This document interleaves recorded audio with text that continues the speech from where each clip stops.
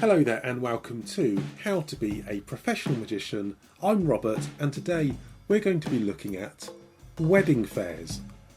So what is a wedding fair? A wedding fair is a small exhibition or a trade show where people who work within the wedding industry get together to demonstrate their products and their services to brides and grooms and people who are looking to get married. There's two main types of wedding fair. The first are ones which are organised by venues themselves. The second is when organised by an outside contractor. Now, when a venue arranges a wedding fair themselves, their main priority is going to be showing off the venue to brides and grooms who are going to be looking for somewhere to hold their wedding.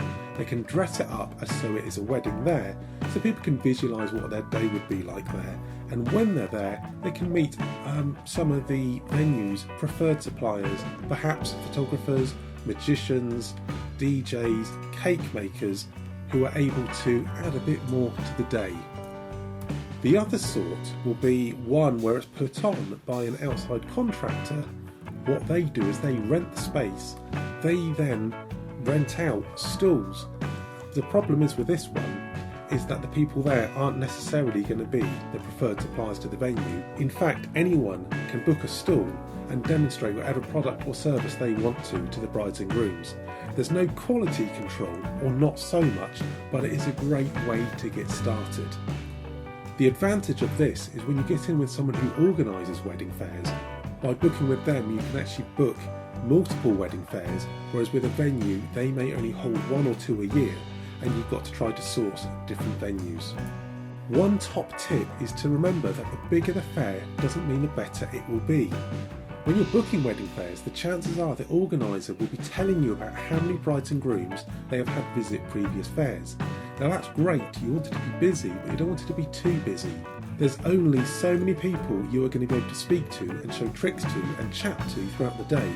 So don't spend extra money going to a fair where you're just going to be rushed off your feet and not speak to everyone. You want to go to a fair which can be maybe perhaps a little quiet, where you're going to be able to chat to everyone as they come through, show them a demonstration and really get to know them and let them get to know you. So what should you do at a wedding fair? Well, make sure you are professional. You want to have a proper stand and proper printed material. Don't just turn up with some business cards in your back pocket and a pack of cards and expect you're going to be getting loads of bookings. You're going to want to have some banner stands or something to make your stand look interesting. Put some bits on the tables, address it, have some brochures, some business cards, some flyers, maybe pictures of you performing, or perhaps having your showreel playing on a laptop or an iPad. You're going to want to have something to record information on as well. This all makes you look professional. People aren't just going to walk up and ask to see a trick if they don't know what you do. Ensure you stay on your stand. Many times I've had wedding fair organisers suggest that I mingle around people as they're wandering around the exhibition. That might be what you would do at a wedding itself, but this isn't a wedding, this is a wedding fair. You are there to promote yourself, not to entertain people. And you cannot promote yourself if you're mingling around. Yes, you can show a trick, but then all you're limited to doing is giving them a business card. You need to have a stand so that you can continue the conversation to find out their needs, sell yourself and get details down. You need to do that by standing in front of your stand.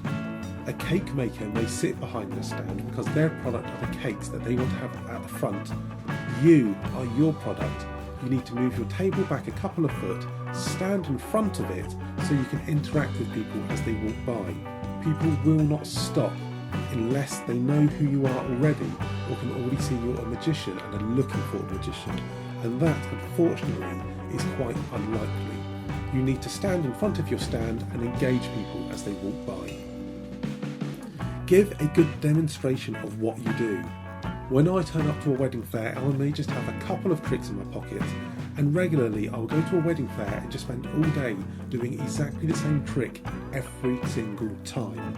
It might get a bit boring and repetitive, but that's a strong trick which is interactive and leaves people wanting to see more. Once people have seen a good trick, you need to then sell them on the problem you solve. Just by saying you're a magician, people may think that you're going to mingle around whilst they're having dinner. And with a busy day, they may not want that. However, you can tell them how you're going to interact with their guests whilst they're off doing their photographs, or in the evening whilst the main room's getting turned around and a band or disco has got to set up. These are perfect times at a wedding for a magician to be wandering around, but people won't book you if they don't think about that. Give them an incentive, maybe a special offer or some special pricing for booking on the day, or at least within a short period after the wedding fair. This works especially well if it's a venue where you're the recommended supplier or is local to you, and then you have an incentive to go back there and they have an incentive to book you. Make sure you follow up.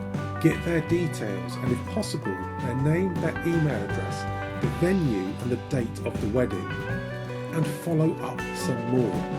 Things to remember about a wedding fair.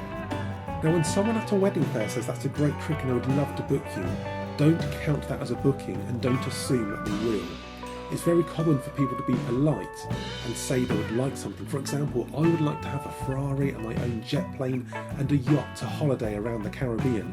However, that's unlikely to happen, but I would still like to have it. People will say this to you, would love to have you at our wedding. What they're really meaning is they'd like to if they can afford you, and as long as other things go along, and some people will, but there'll be other people who will forget over the time. That's why you need to make sure you follow up. And remember, I said to make sure you get their name, their email, the venue and the date of their wedding. That way you can drop them an email in a year's time when it's close to their wedding, when they may have forgotten about you, but now they have some extra money in the budget that they weren't expecting. If you would like more information on how to grow your business as a magician and turn your hobby into a source of income, make sure you check out howtobeaprofessionalmagician.com. On there are some free articles about magic, branding, marketing, promoting and launching your magic business. There's free videos such as this one teaching you how to maximise your potential.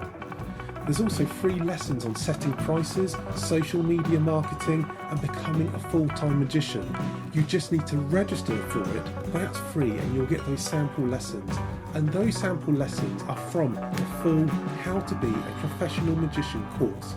This is designed to take you from a hobbyist to someone who is earning their main income as a magician.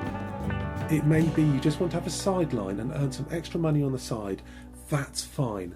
This is to take you from someone who's a hobbyist to being able to earn some money from your magic.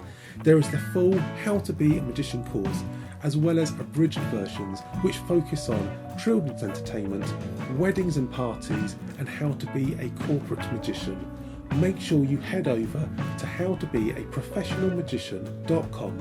Check out those courses, register for the free one, get those sample lessons, and look into how you can make your profession magic.